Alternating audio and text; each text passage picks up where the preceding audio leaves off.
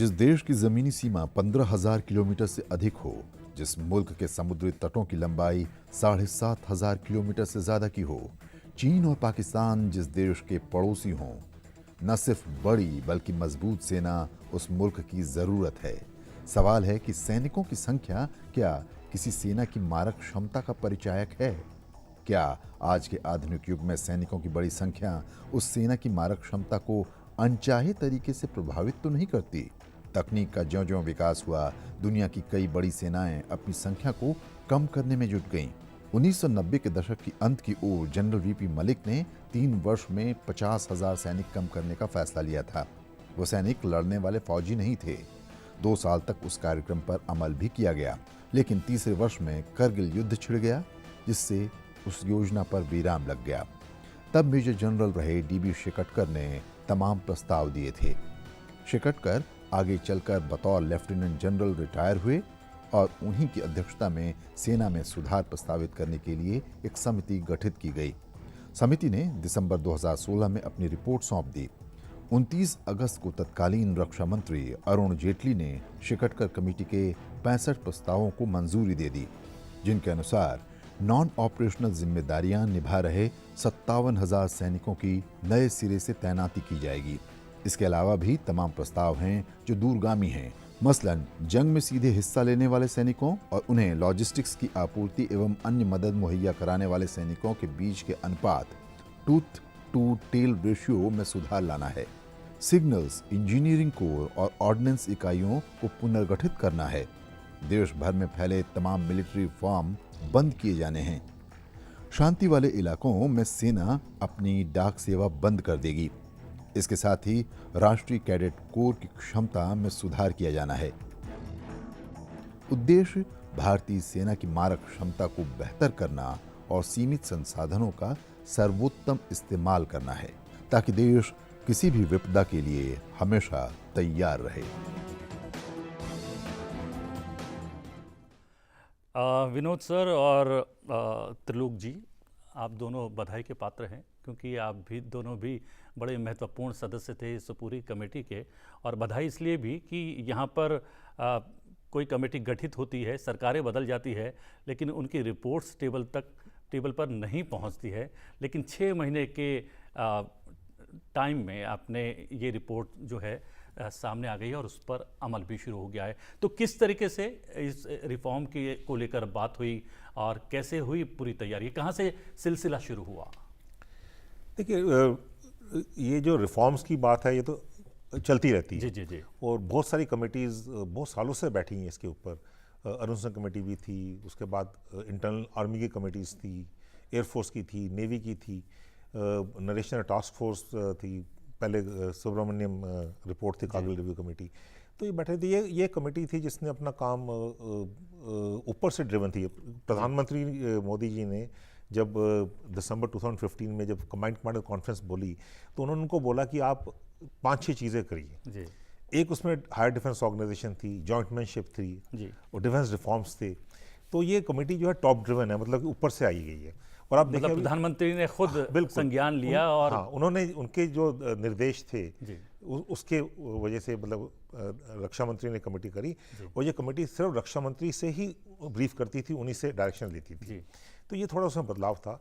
और साथ ही में अभी आप देखिए 15 अगस्त को जब प्रधानमंत्री ने लाल किले से बोला, एक भारत को नई दिशा देते हुए कि हमें एक सुरक्षित, हमको एक सक्षम और शक्तिशाली भारत को दिशा देनी है।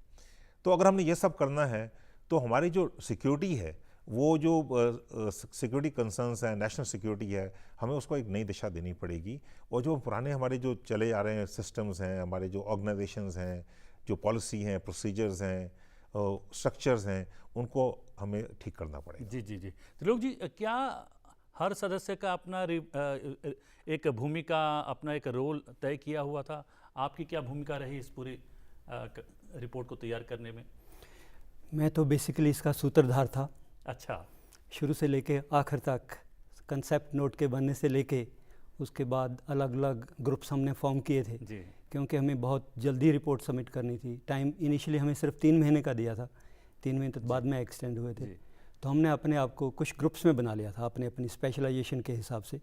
कुछ आर्मी के एरियाज़ को स्टडी करते थे, कुछ नेवी, कुछ एयरफोर्स, कुछ बाकी जो ऑर्गेनाइजेशन हैं मिनिस्ट्री ऑफ डिफेंस के, DRDO हुआ, ऑर्डिनेंस फैक्ट्री हुआ, देन इस तरह के बाकी ऑर्गेनाइजेशन हैं, उनको स्टडी करके हम हर रोज़ इकट्ठे होते थे, बैठते थे, अपने नोट एक्सचेंज करते थे और हमने शुरू से ही उनको लिखना भी शुरू कर दिया था। अच्छा।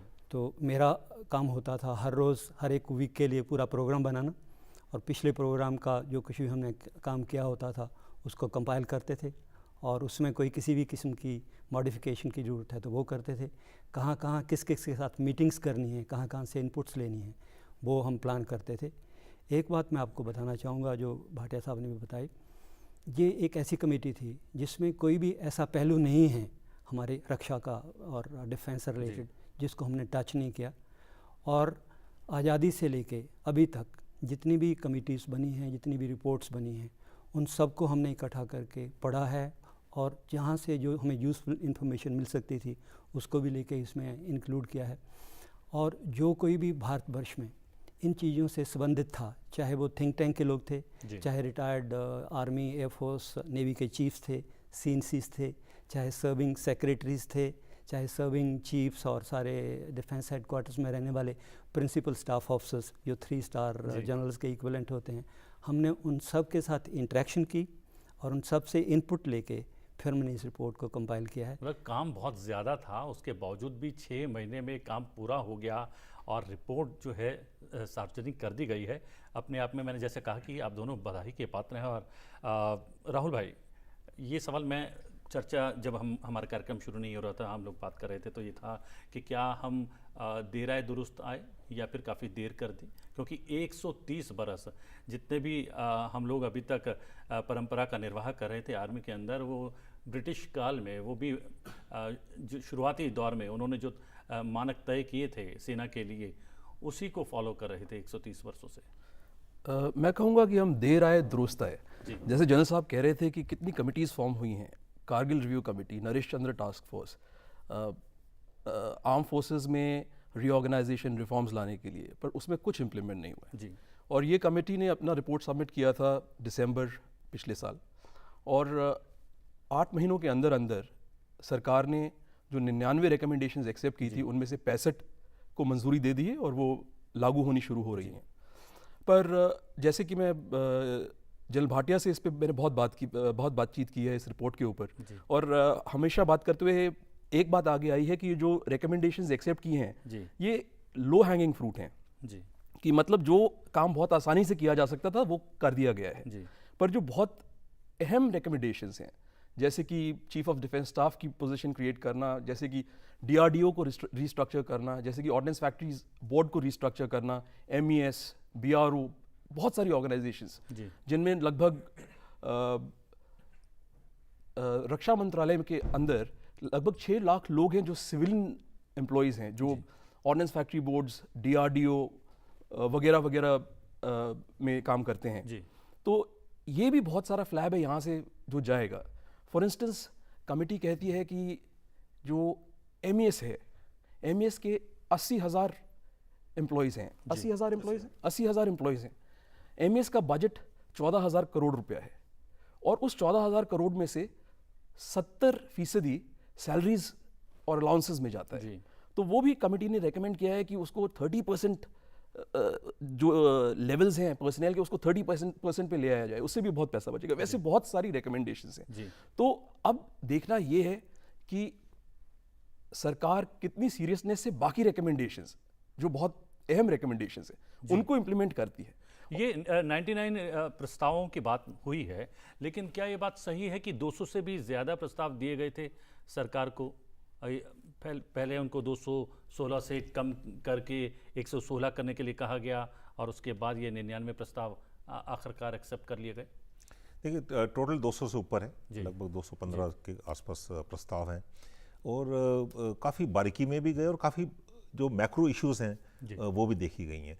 अभी जो जैसे राहुल ने बताया, जो लो हैंगिंग फ्रूट है, जो आसानी से वो तो हमने इम्प्लीमेंट कर दिए हैं, लेकिन इससे खास फ़र्क नहीं पड़ेगा। अच्छी जो रिकमेंडेशंस हैं, जो मैक्रो इश्यूज़ हैं, अगर उसको हम नहीं करेंगे तो हम इतनी जल्दी से आगे नहीं बढ़ सकते, इतने शक्तिशाली नहीं बन सकते जो हम बनना चाहिए। बड़ा देश है हमारा, रिस्पॉन्सिबल नेशन है, और जो आर्म फोर्सेज हैं उनके सपोर्ट स्ट्रक्चर्स जो हैं वो बदले नहीं करेंगे। अभी मैं छोटा सा एग्जांपल देता हूँ आपको, DRDO है, ऑर्डिनेंस फैक्ट्रीज़ हैं, अगर ये फुली सपोर्ट नहीं करेंगे हमारी सिक्योरिटी रिक्वायरमेंट्स को, तो हम कैसे अपना आगे बढ़ेंगे।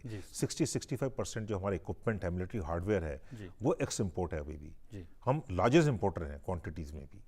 तो अगर हम इंपोर्ट करते रहेंगे, कल को खुदा ना खास्ता हमें अपने आप को डिफेंड करना पड़े और ये इंपोर्ट्स बंद हो जाएं, तो हम कैसे करेंगे। ठीक बात है। तो हमें अपनी स्ट्रैटेजिक ऑटोनॉमी चाहिए, ताकि इतना बड़ा देश हम सब कुछ कर सकते। पूरी दुनिया में जहाँ देखें हम सब, पूरे जो MNCs हैं हम हेड कर रहे हैं, इतना हमारे दिमाग है, स्किल्स हैं, सब कुछ है हमारे में, लेकिन हमारे सिस्टम्स ठीक नहीं है। तो उस सिस्टम को ठीक करना पड़ेगा। अभी हमें जो कोर कॉम्पिटेंसीज को कहते हैं उसमें काम करना चाहिए।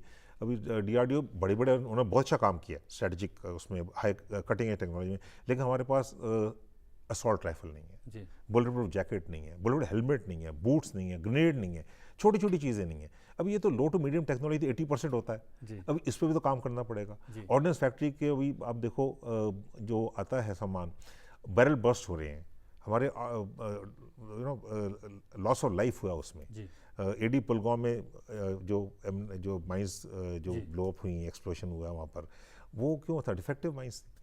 तो ये तो एक्सेप्ट नहीं कर सकते ना। तो एक ही के नीचे अभी आप देखिए डिपार्टमेंट डिफेंस प्रोडक्शन नीचे सब कुछ आता है।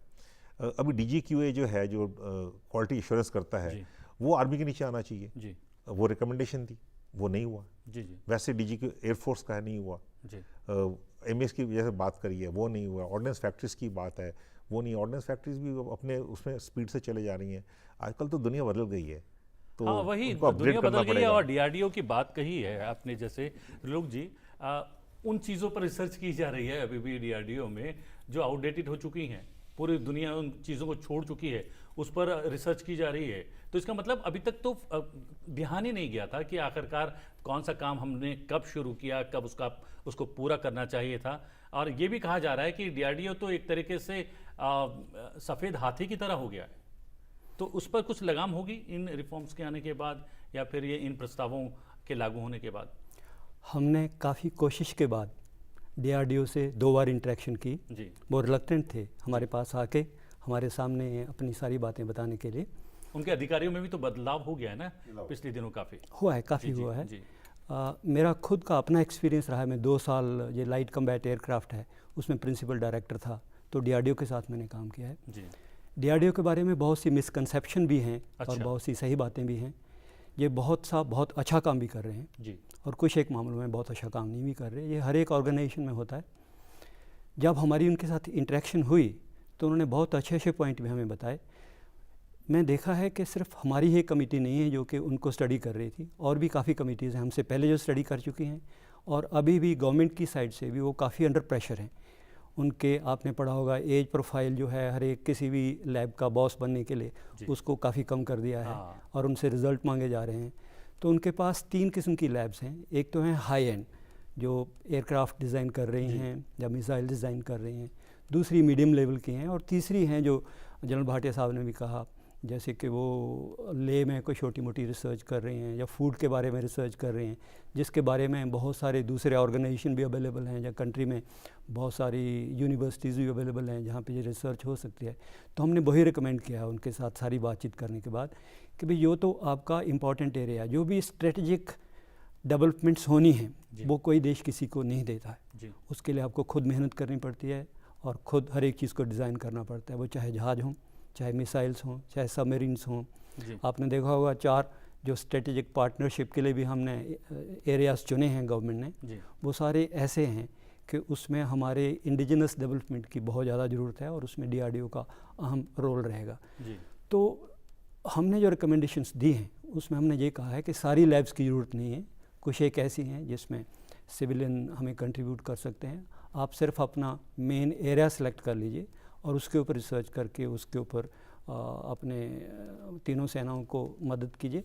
हमने एक और उसमें बहुत अच्छी रिकमेंडेशन दी है, वो ये दी है कि वो अकाउंटेबल होना चाहिए डिफेंस फोर्सेस के लिए। उनके जो भी प्रोजेक्ट हैं वो अपने आप ही कुछ भी सोच के बना के कि ये फ़ौजों के लिए यूज़फुल होगा, वैसा हो नहीं पाता।